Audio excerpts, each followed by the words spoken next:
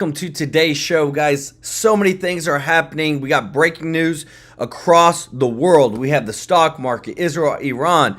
We have, they're calling it the Kamala crash. We've got Biden, Harris, who have literally giving $239 million in aid to the Taliban. Taxpayer dollars to the Taliban, guys. Can you believe this? We've got homeless vets. We got seniors on Social Security that need help. But we just gave over $200 million to the Taliban from the Biden-Harris administration. Good news is that we do have the same attorney general who won the case that literally is forcing the Biden administration to build the wall at the southern border. By court ordered, they're forcing them to build it. Now the same general attorney is suing the Biden-Harris administration for flying in illegal immigrants on taxpayer dollars and then trying to sway them, push them to vote Democrat. Trump is still showing leads in the polls right now, but with the stock market crash, which he said he called it, he literally posted, I think it was late last night, early this morning, about the stock market crash. We're literally on the brink of World War III with Iran and the Israel war. And this is just not looking good. There's imminent attacks that they say are about to happen. And remember, we are Israel's biggest ally. So if they're in war, we're in war, y'all. So just want to say thank you to everybody that is watching. We got some good and bad news for you today, but we want to make sure that you're updated. Want to say thank you to all of our subscribers. Those that are not subscribed, please hit that like button so we can serve you every day with the top news. And if you don't mind clicking the thumbs up like button, right. Nope. We got to get it, guys. I got to get you the thumb right there. It really does help to grow the channel. And just want to say thank you to all those that donate to the channel. They give the super chats. They give the donations. It's such a blessing to us. We appreciate, love you, and we just want to continue serving you and building this community. But let's get into some good news before we get into the crazy news, if that's okay. Do y'all like that? Do you like your bad news first or your good news first? Let me know. But check this out, because I love it whenever we have people that are actually following the law and holding people accountable. Oh, I apologize, guys. See, I don't know why my system always does this sometimes. I got you. Attorney General of Missouri has filed a lawsuit against the administration. He wants documents related to migrant flights into his state. Missouri Attorney General Andrew Bailey joins me now. Mr. Attorney General, what do you want to know about these migrant flights? What's in the documents that you want to see? Well, border czar Kamala Harris owes the people of Missouri an explanation as to just how many criminal aliens her government has trafficked into our state. We know that there's been reports by the Center of Immigration Studies and a House committee that have confirmed 45 airports are being used by federal officials to traffic these illegal aliens, and 2 of them are here in the state of Missouri. We know that there's been more than 1,100 reported incidences of human trafficking through this state, more than 1,500 fentanyl deaths. Those are harms directly attributable to the Biden invasion, for which border czar Kamala Harris is directly responsible. So the government owes us answers as to why they're bringing illegal aliens into Missouri communities and making this state less safe. Well, once you find out why they're bringing in and how many they're bringing in, what are you going to do about it? Well, we're going to file a lawsuit. It is a felony offense in the state of Missouri to knowingly transport illegal aliens into or through the state. Again, that's an anti-human trafficking measure. This is about protecting the people of the state of Missouri and preventing humans from being trafficked into our state, not to mention the fentanyl crisis that, again, more than 1,500 deaths directly attributable to the open border and these failed border policies under border. Look, I don't know if y'all have noticed, but I want to know, why are these people that are being flown in chains, shackled? Like, that's not a good thing. Usually you do that for criminals. And this is what they're talking about, is that they're flying in illegals from God knows where into these states, not letting the states know where they're coming from or give them documentation. And as you can see through the video evidence, that they're in chains. Like, they're being police escorted right as we see it. Something is messed up, y'all. Let me know your thoughts in the comments section, because they need to be held accountable. And guys, I know this is what we're seeing is bad, but what's good news is that Missouri Attorney General is going to sue the Biden administration to make sure they're held accountable to this. And just want to say a quick thank you to Woodbury Hill Studio for the super chat. Thank you so much. Hey, everybody give some love to Woodbury Hill Studio. Thank you so much for supporting the channel. are Kamala Harris. Meta and Google have both been accused of censoring Donald Trump's iconic photo. That's where he's got his fist in the air after the assassination attempt. Trump is urging... Oh, yeah, and they're also going to sue Meta, which is Facebook, and Google for trying to censor Donald Trump's the video, not the video, but the pictures of him holding his fist up in the air after he got shot. They literally are suing them for that as well. So good job to them. His supporters to go after the two companies because of this censorship. Mr. Attorney General, Meta has apologized for censoring, but I want to know, how come this only seems to happen to Republicans? Exactly. Well, it's because there's a bias within the big tech oligarchy. They are protected by Section 230 of the Communications Decency Act, which they use as both a sword and a shield. It's a shield in the sense that it shields them from civil liability, but it's a sword in the sense that it authorizes them to censor speech. At the end of the day, these companies are changing American culture in dangerous ways. And Missouri's looking at this issue from a consumer protection angle and is ready to take action to stop the censorship and allow the people to have access to the information uncensored. What we're really talking about here is content moderation. How do you do that in a fair and balanced way? Yeah, that's right. It can't be done in a fair and balanced way. The remedy for disfavored speech in this country has always been counter speech, not censorship. And I would submit to you that the censorship going on in the big tech oligarchy is more dangerous than at any point in human history. When King George shut down a printing press, the world knew he had done it, and he was only silencing written speech. But here, it's clandestine. If you're shadow banned, deplatformed, de-emphasized, not only is the speaker not going to know, but the listeners may never know, and it's multi-dimensional communications that's being suppressed and censored. Mr. Attorney General, thank you very much for joining us this morning. I love it that we have this Attorney General who is fighting against all this corruption, who is showing us what they've been doing, who is making sure to hold them accountable to all the messed up stuff that they've done. And this is the good thing, y'all. I don't know, when you think about what are they planning to do? Are they planning, the president, is President Biden planning to give money to those people like how Trump is wanting to do with removing taxes from Social Security recipients so they don't pay any more taxes, or removing the taxes on people that make tips? Well, check this out. This is what the Biden administration is doing. Right here, you can see this is breaking news. It's blowing up X right now. But the Biden-Harris administration has given $239 million in aid to the Taliban. I want to say that one more time. The Biden administration has given, since 2021, $239 million in aid to the Taliban after failure of the State Department vetting.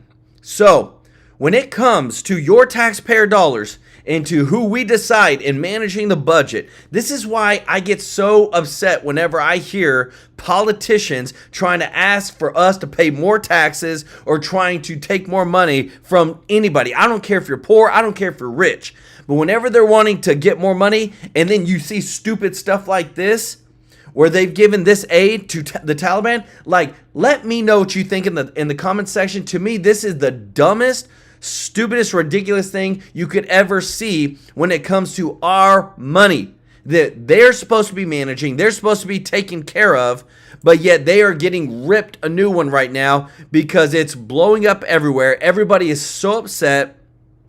They're saying, look, how can we trust the administration? This was Biden as president, Kamala Harris as vice president. They're a duo. They go together. They work together. And they've literally given our hard-earned dollars to the Taliban. This is something that, look, they literally have pictures. Check this out, guys. This is money that was being shipped over there. I wish they would ship some of this to us. I wish they would. Look at all them stacks and stacks of $100 bills. This is a post from them being sent over, the money being sent over. And what's crazy is that not only did we have a horrible withdrawal from Afghanistan, not only did 13 service members die, but when you look at all the horrible stuff that they have done, there's some pictures I don't even want to show because it's too graphic. But whenever we see this failure, and what I love, guys, is that we get to see the actual evidence of what they've done.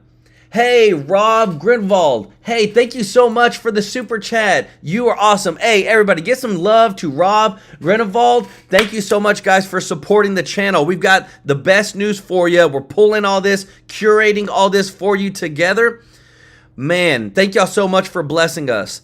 But right now, this is where the Missouri Attorney General is coming out. He's saying, look, we sued them for the wall because they didn't want to build the border wall at the southern border. We're suing them because they're flying in illegal immigrants that by the video, they're being locked, like they're in chains and whatnot.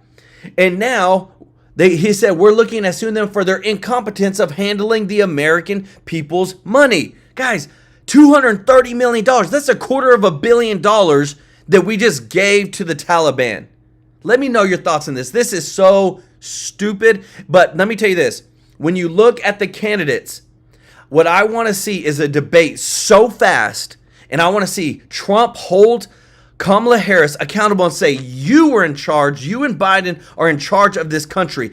Everything rises and falls on leadership. Y'all should have made sure that the taxpayer dollars of our hard-earned, of our hardworking Americans are being taken care of. And when we see this mess, y'all need to be held accountable. Let me know. This is the type of stuff where I feel like Kamala Harris shouldn't even be able to run for president. Because when you see this failure at this level, we're not talking about $1,000. We're not talking $1 million. We're talking about $239 million. And what else does this turn into? All right now, the White House is in cover-up mode because they just found out that, remember whenever there was this thing with dealing with the cocaine that was found at the White House?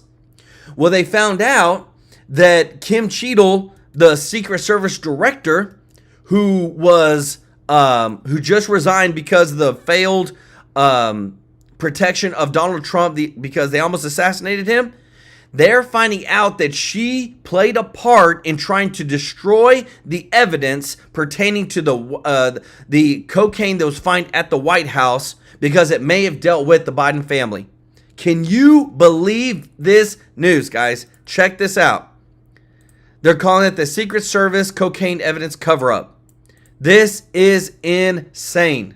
What we are seeing coming from this administration, their incompetence when it comes to our hard-earned taxpayer dollars, giving it to the Taliban, the Secret Service not protecting Donald Trump, the Secret Service covering up the cocaine, because remember, we haven't heard nothing about it. Who was it from? Where did it come from? We haven't heard anything about it, and now we're finding out that they were trying to, they attempted to destroy the evidence of all that was found. Like, are you even kidding me?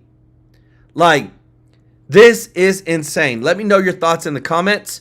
But all it is, let me tell you, it's a cover-up. It's all it is. They're trying to cover up their failed, they're incompetent at the highest level. And we got to think, we've got to have better people to run the country than this. Josie, member of the channel, thank you for being on with us today. Yeah, I think it's Hunter Biden because we haven't heard nothing from him lately, but check this out. Well, it's been 15 days since Kamala Harris rose to the top of the ticket, and she still has yet to hold a press conference. How long can this last? Joining us now, former White House press secretary, co-host of Outnumbered, Kayleigh McEnany. Kayleigh, I have not seen outrage around across the board about her not doing any sit-downs. No. Why? Because the press doesn't want her to do any sit-downs. They are in cover-up mode. If this were Trump, there would be in the corner of your screen on every major liberal network a countdown of how many, how many days, how many hours he's gone without a freewheeling interview or press conference. It's outrageous. It's in the interest of the press to ask for this, but they're not doing so because they flipped the script. Now it's cover-up mode for Kamala. Well, go ahead, Thank you. Do you think it's because of the word salad, all those montages that we've seen edited together of all the crazy things that she said, things that don't make sense and talking just in circles? Yes, she cannot handle a freewheeling scenario. There's no doubt about it. And, you know, it's the job of Trump to get her off the teleprompter. I said the challenge of this cycle was going to be smoking Biden out of the metaphorical basement. The basement became the Oval Office. Now the challenge for Trump is get her off the teleprompter. This is why he should challenge her to 3 debates. And do not wait until after the DNC, because a third of this 100-day period will be over. Don't let her get the tailwind. Debate this week. Hey, debate this week, next week. That would be great. We'd love to see it. We're in the TV business. We love great shows. But he backed at ABC. He says, I'm not doing ABC. I want Fox the week before. And I understand the argument of, look, she's not yet the nominee. This was changed on me. That's all true. but don't let her get a tailwind. Peggy Noonan said, you get a VP selection, you get the DNC, and then August is done. And you've got September and October and early voting starting in September. Don't let it happen. I tell you what, we wound up with Harris because Joe Biden was pressured by party insiders to just go. Joe, you're too old. You're not making sense on stage. Nancy Pelosi, it was suggested in the run-up to her coming in, Harris, that she pretty much said, Joe, you got to go now. She denies that. Watch this. It is so well reported that you were the leader of a pressure campaign. No, I wasn't a leader of any pressure party. Well, let me say things that I didn't do. I didn't call one person. I did not call one person. So she didn't call one person. She's not on record, on a phone record, but she could have walked over to someone's office. Yes. So she was just on Good Morning America, and she said, I wasn't asking him to step down. I was asking for a campaign that can win. Okay, you were asking for him to step aside. I have the timeline here of all of the things that were set off because of Nancy Pelosi, starting in early July when she said, does he have a condition or an episode? Then she went on Morning Joe. On Morning Joe, she gave permission to the Democratic Party to question him by not endorsing him outright. Then she unleashed Adam Schiff.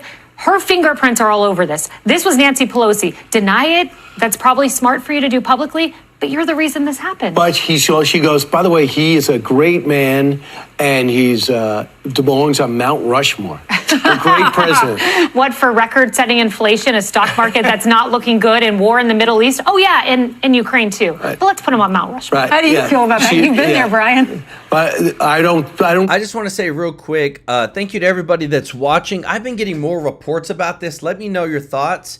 But more people are telling me that they're being unsubscribed from our channel, that every time they don't get notifications for our channel. And I'm trying to figure out what's wrong. I'm trying to talk to YouTube. We're trying to figure out if it's something we're doing or we haven't changed anything that we're doing, y'all. Like we're doing the exact same thing we've always done. But yet I'm hearing more and more reports of people that are just not getting notified about our videos. But I do want to say, number one, that's messed up. Number two, thank you to everybody that is supporting the channel through the likes, through the super chats, through the donations, things like that, because it really does help us out. But it is messed up right now that I'm hearing this more because I've never heard this before. Like, we've been doing this channel for 2-3 years right now. And this is the first time that we're hearing, now that we're doing more of the news, doing more conservative news, that people are like, hey, I didn't get a notification. Hey, I was unsubscribed. Every time I go to your channel, like, I have to resubscribe. So I don't know what's going on, but I will hope that there's somebody out there that can figure this out and let us know and hold YouTube accountable if something bad is happening, because it's not right. We all need to be treated fairly, whether you're Democrat or Republican. We're all Americans, but we all still should be able to be treated fairly on this platform. Let me know your thoughts in the comments if you're experiencing any issues with our channel. Appreciate you so much. So you're hearing what they're saying, that right now they need to get Trump in front of with Kamala and do a debate, because everybody needs to hear what she has to say. Everybody needs to hear how she comes across, because it is 100%. It's YouTube happening to it. It's YouTube. Okay, Kim Brook just said it's YouTube. It's happening to a ton of us. That's messed up. So if it's happening to one person, it may be a fluke. If it's happening to a lot of people, then something is happening with either the algorithms or somebody has hacked YouTube or something to be unsubscribing people from conservative platforms like True Life News. But hey guys, this is the thing. The more that you support the channel, the more that we're going to outgrow, or we're going to fix this. I'm going to go talk to YouTube more about this issue and figure out what's going on, because this is not right. We need to be able to, everybody needs to be able to stay subscribed if you subscribe, and they need to be able to get the notifications for our videos every time we post. But I love and thank everybody for supporting the channel. But check out this. We've got a update for you on the polls, what's going on with Trump and where things are at, because this is super important that you need to see. Don't let some of these other polls fool you, and don't, like, because a lot of the media is trying to gaslight people. Check this out, because you're going to love what you see. Donald Trump had a commanding lead. There was talk of a landslide, but the polls have tightened. Is the Harris honeymoon almost over? Will Trump regain momentum, or will this race indeed come down to the wire? Joining us now is the former Speaker of the House, Kevin McCarthy. Welcome to you, Speaker. First of all, it was great to see you last night at Tim and Mindy's wedding. You sat with Kamala Harris. You sat in the room with her. You're both Californian. Some political rankings have her as the most liberal member of the Senate. So how would you prosecute the case against her politically? Okay, to be clear, I did not sit with her at the wedding. She wasn't at Tim Scott's wedding, but I do know her well, and it was good to see you there, and congratulations to Tim and Mindy. But I've known her for a long time, and the one thing that always happens with Kamala Harris is she starts a campaign really strong. Even for president, 40,000 people turned out, but she had to drop out before Iowa. Every time she gets into a race, if it's a long race, she fails. Now, this is a very short race, so it's different. I don't know how she goes about it. She is the most liberal person ever to run for president. She was the most liberal ranked in the Senate, and that's Elizabeth Warren, Bernie Sanders. They're to the right of her. She's the furthest left. And then if you watched when she was a vice president, she was put in charge of a few items. Internet across the country, she failed. They haven't done one thing with that yet. The border, she failed miserably through there. And when she was a DA, and then when she was Attorney General, but she was Soros's prosecutor. She was the start of the movement not to prosecute people. California has an initiative on the ballot today to reverse the damage that she's done by letting people just take almost $1,000 in goods and just walk out and not be prosecuted. That's why stores are all closing in California. She's put so much damage. So the way to run this race, and to me it comes down to really two states, Pennsylvania and Georgia. If I was President Trump, I would go just on policy. There's no greater contrast than to run against the most liberal person there. He has a record that secured the border, made us economically and stronger than instead of bringing inflation. We didn't have war in Europe. We were stronger around the world. It could be a runaway race if he stuck to policy. All right, so former President Trump nearly murdered, and then what almost never happens, which is a unified Republican convention. And it looked like what you just said, a potential landslide. But now the polls have tightened, and it makes, I think, our viewers wonder what happened. What happened in the interim? Yep. Well, they're most worried about, the Democratic Party was about to crater, where they would lose everything. It was the Watergate. And remember, Kamala Harris is at the tip of that. She had lied to the American people for the last 4 years on where physically and mentally President Biden was at. Every time I went out after a meeting saying the type of Biden I met with was not the same one, she criticized us. She criticized that special counsel looking at him when he put something forward. So we've watched that she knew, but she hid and she lied to the American public. Now that Biden is out, the Democrats have supplied her with a lot of money. The polls have come back up that it's a tight race. Remember, the last presidential race, Joe Biden only won by 48,918 votes. So it is very tight. Either party can win here. But if it's really run about policy, do you want the border secure? Economics. Every day people go to the grocery store and your prices are higher. You thank Kamala Harris for that. They brought you this. When you look around the world, 5 embassies had to be evacuated. Wow. We looked at Putin invaded another country. That never happened under President Trump. The only president that Putin never invaded another country under. So I think just running clearly on the record, it can get back to a runaway race. Do y'all think so? I mean, I feel like after the first debate with Kamala Harris, if they go on policy, if they focus on the records of her allowing this open border, of them allowing all these new wars, of them allowing so much inflation to take place, just those 3 things, foreign policy, the open border at the southern open border, and inflation, the Republicans, Donald Trump should be able to win 100%. And just, this should be a landslide. Let me know your thoughts in the comments, because to me, that's all they need to win over the American people. All right, we're focused on the top of the ticket. You spent about 2 decades crisscrossing the country for some House members with short memories. Kicking Biden to the curb doesn't just change the presidential race, it also impacts down ballot races, including swing districts in California and New York. I mean, I think it's important our viewers know that the Republicans have the majority, not because of South Georgia, not because of South Carolina, but California and New York. That's what provides the majority that the Republicans currently have. You're correct. And Trey, you know this. In the last 2 election cycles, Republicans lost the presidency, they lost the Senate both times, they lost governors and legislature. But you know the one place we did not lose?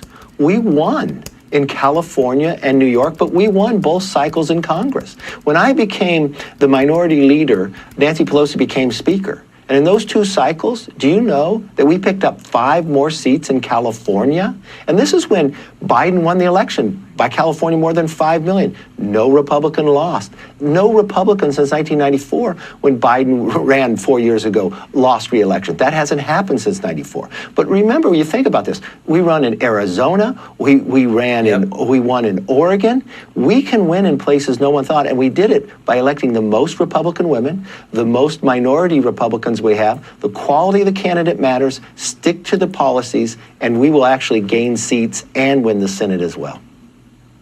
Speaker. 100%. And guys, I'm going to be reaching out to YouTube because, again, more people are saying they've been unsubscribed from our channel, and that's just messed up. Like, something has to change. Like, I do not like hearing people not being able to. Thank you so much, Jen Wish.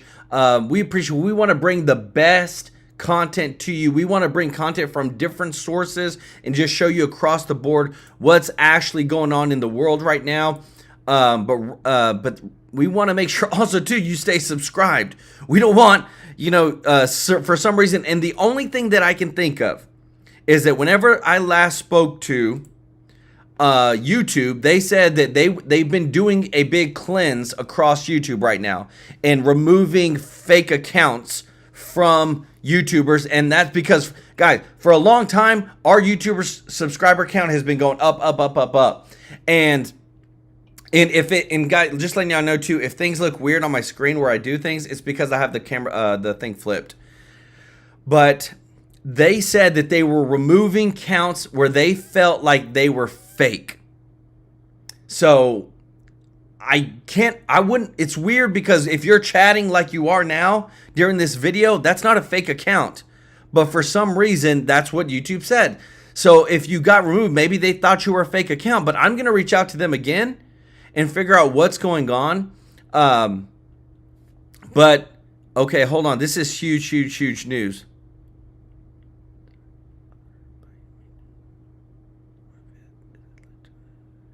Okay, so this is actually, a lot of people will love this news right here, because if you don't know, Google.com owns 91% of the market share in the United States. That means 91% of the time when people search, they're using Google. Well, this just popped up that Google has lost a significant antitrust lawsuit brought by the U.S. Department of Justice, with the judge ruling that the tech giant violated antitrust laws by maintaining a monopoly over the search engine industry. The decision, announced on August 5th, today, has led to a decline in Alphabet shares, Google's parent company, by 4.6%. The court found that Google's distribution agreements to be anti-competitive and in violation of Section 2 of the Sherman Act. The ruling has implications for Google search practices and may lead to further legal actions and regulatory scrutiny. Guys, this is huge because remember, Google is the biggest and the baddest out there. They own YouTube. They own 91% of the search market. And for a long time, I've wondered, how long can they keep going? Because they have a monopoly, 91% of the market share. And a lot of people, they don't know that. Look at this, Google search market share. And look, they've done a great job. But at the same time, too, it gets very dangerous whenever only one company controls all the information, because then they can do with it however they choose. So check this out. I don't know if you've ever seen this. This is the market share counter for all the search. So every time you go to Google, every time you search for something online, The billions and billions of people that use this. Look at this. 91% is by Google.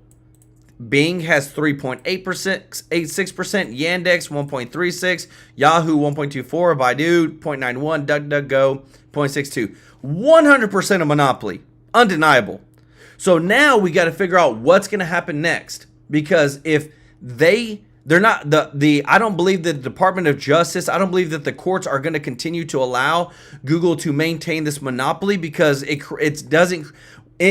in the United States, we like capitalism. We like being able to have companies compete against each other. That's why we have Kroger and Target and Walmart. They offer different experiences. That's why we have Fred Meyer for those, Publix. But whenever you imagine if it was only just Walmart and there was nobody else, they would be able to control prices, margins. They'd be able to do a lot of things, and that's not America. America, we love capitalism, which is the best rise to the top. When the best companies rise to the top, but at the same time too, no matter what, you always got to have protection that smaller companies can get market share and can get a chance to get and earn revenue. So this is huge. This just came out. I've been waiting for this for a long time. But this is so interesting that this has finally come out. But right now, we're in a huge mess. So we are so close, guys. Think about it. We are so close to a World War III. This is insane. I love it how whenever Trump was president, they said, "Oh, we're gonna be in World War III. He's gonna mess up taxes. We're gonna be in inflation. He's gonna destroy democracy. He's gonna be a dictator. Everything's gonna mess up. We're gonna have the border's gonna mess up." Man, none of it happened. Under Biden, Ukraine-Russia war, Israel-Iran Hamas war, inflation on the rise. We're on the brink, they say, of recession.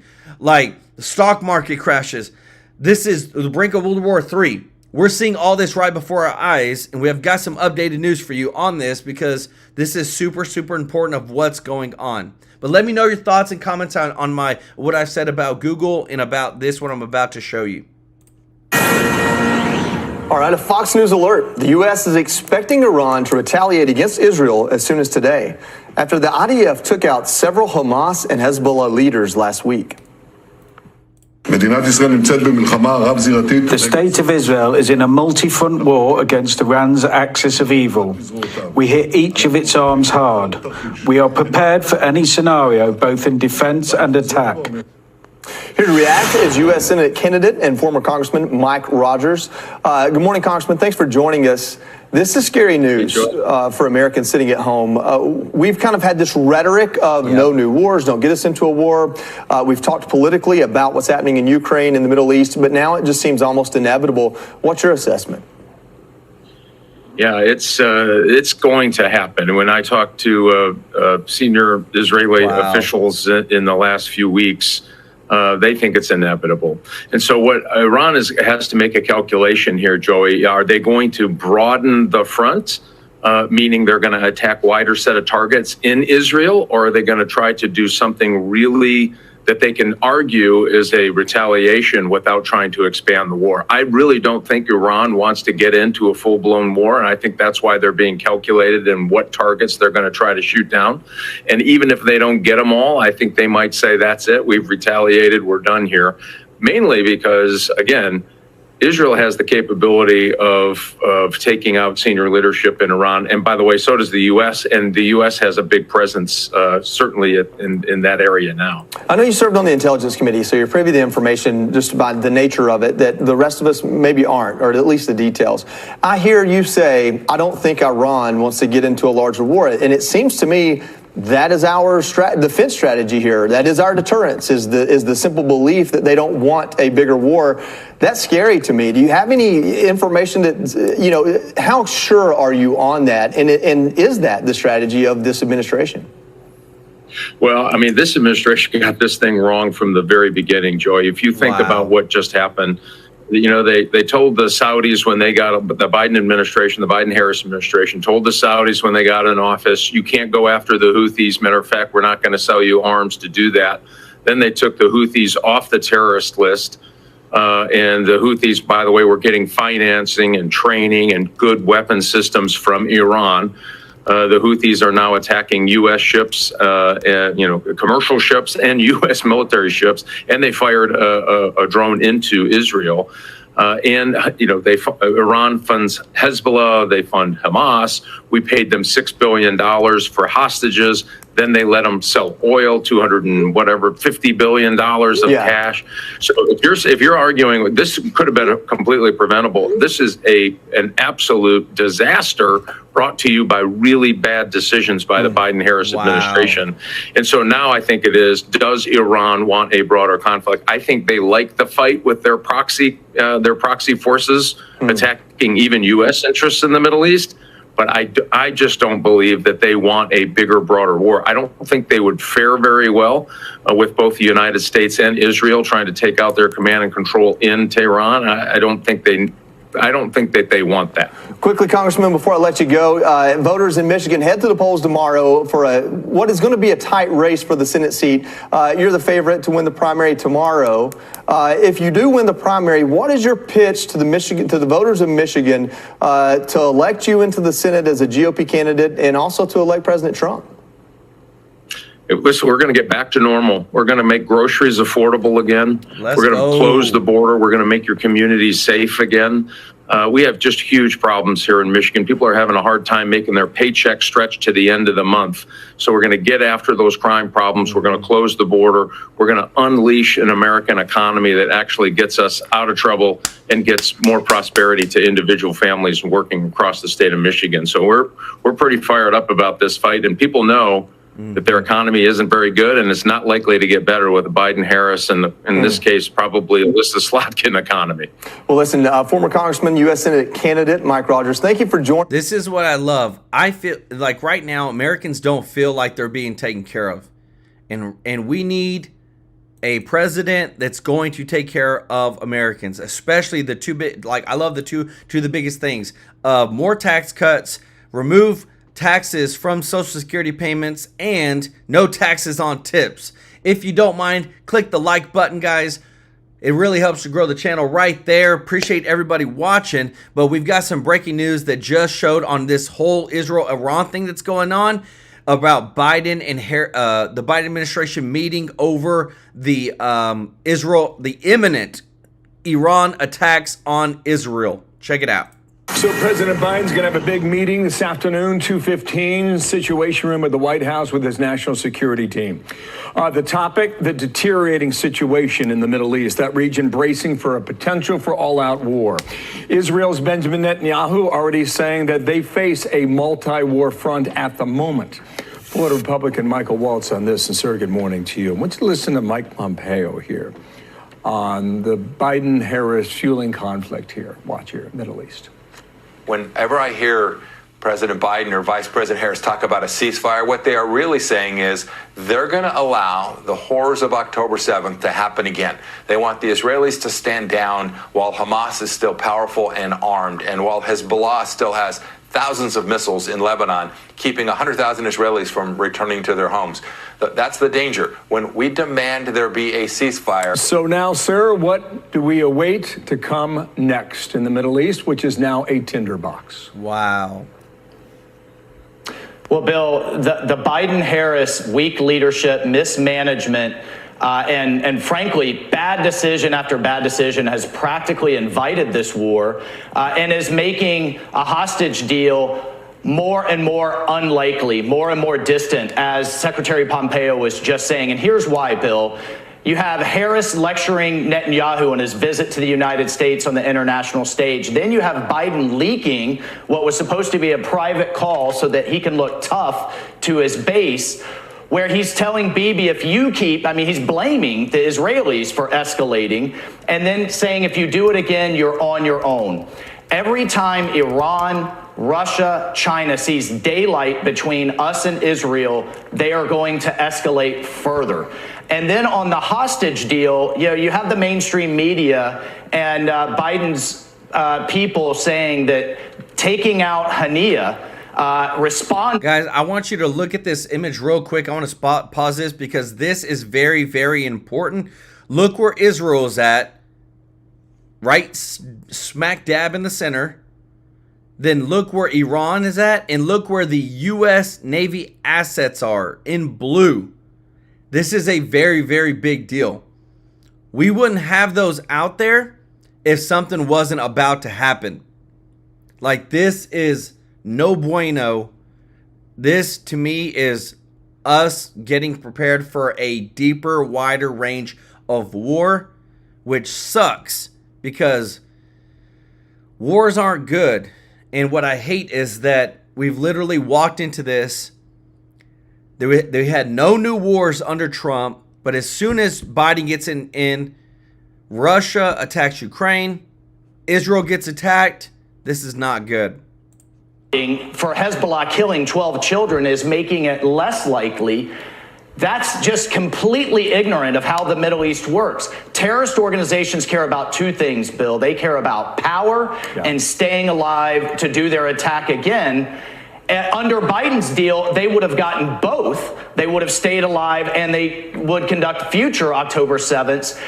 If they start seeing their leadership getting taken out all over the world, even in Tehran, they are much more likely to come to a deal to survive to live another day. I mean, this is just maddening how bad this White House has managed this situation, and neither are fit to be commander-in-chief. A humiliating moment for the Iranian leadership, too, with a brand new president who had just been sworn in hours prior. That's happening overseas. Here at home, there's a lot of concerns about our economy, where we are and where we might be headed. We're watching the markets go lower, and that's one indicator. But the other indicator is that the inflation reality is real for Americans. Yes. And has been for some time. And you wonder now if this is catching up.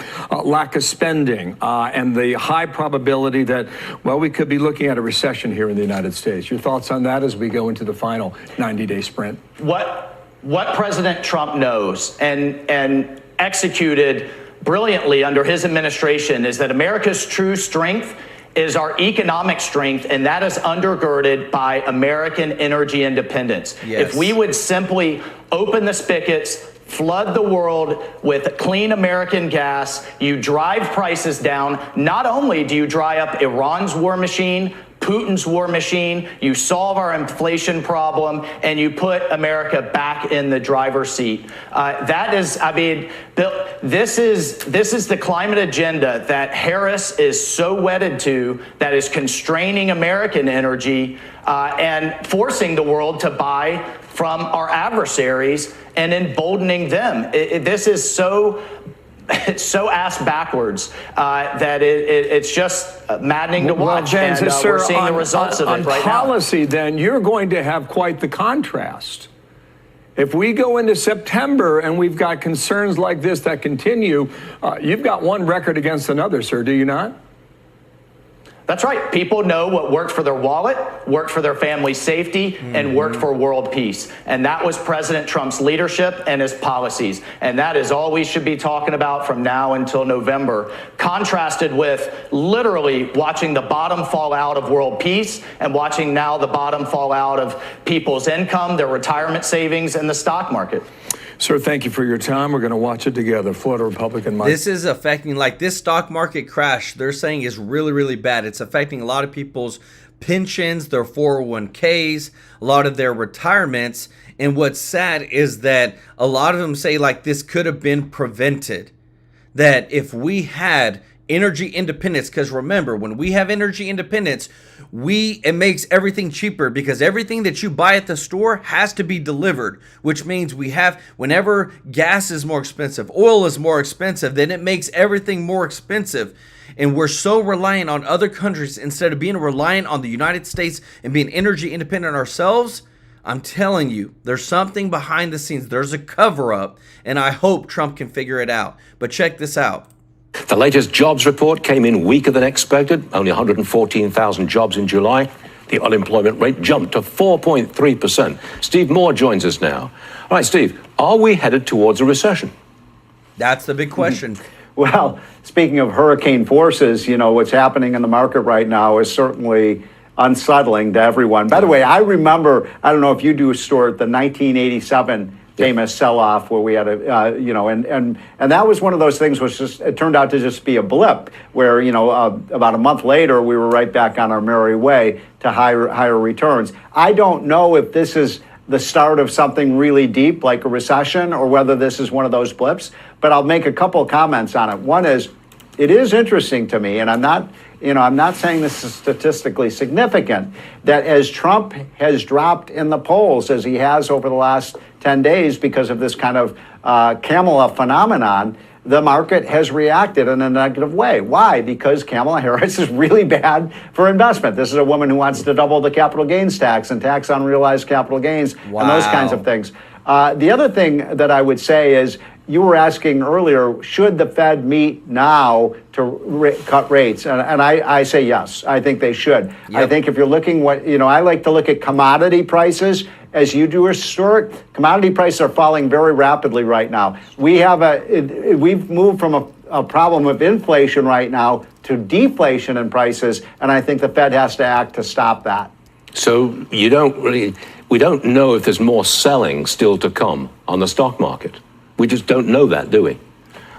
We don't know. Of course not. If I knew the answer to that, I'd be in Tahiti right now making a lot of money. But the fact is, what we do know, though, is you've seen over the last month or so a pretty steady decline in commodity prices. They're falling pretty rapidly now. And that is an indication the economy is really slowing down, Stuart. So, yes, I think it would be, and by the way, in the past, I haven't been so supportive of a rate cut. Now I think one is needed, and the only question is, do they go to a quarter point or 50 basis points?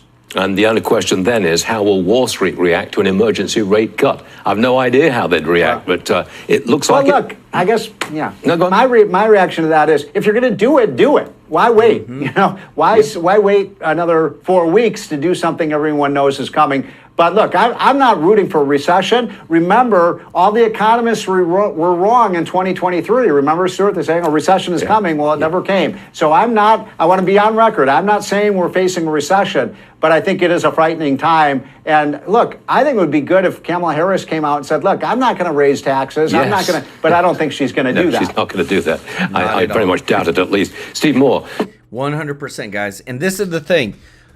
Just want to say thank you to everybody that is watching. Thank you to all of our subscribers. If you're not subscribed, please hit that subscribe button and also the thumbs up button right there. It really helps to grow the channel, guys. Thank you so much for the super chats today. It really means so much that y'all bless us with these donations. Woodbury Hill Studio, thank you so much. Rob Grinevald, like when you bless us, just letting you know, like we do this for a living.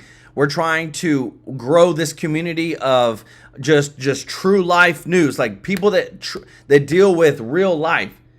And because there's so much fake media out there, there's so much fake news out there, and we want to grab all the different types of news from all the different outlets and show you the truth to make sure that you're informed. But thank you so much for supporting the channel. We love you and thank you. And we want to keep serving you every day with the top news. Y'all have a good one. We'll see you. Remember, Monday through Friday, 2 shows a day. And then on Saturday, Sunday, 1 show a day. So we'll see you later tonight. Y'all have a great one. We'll see you then. Thank you so much.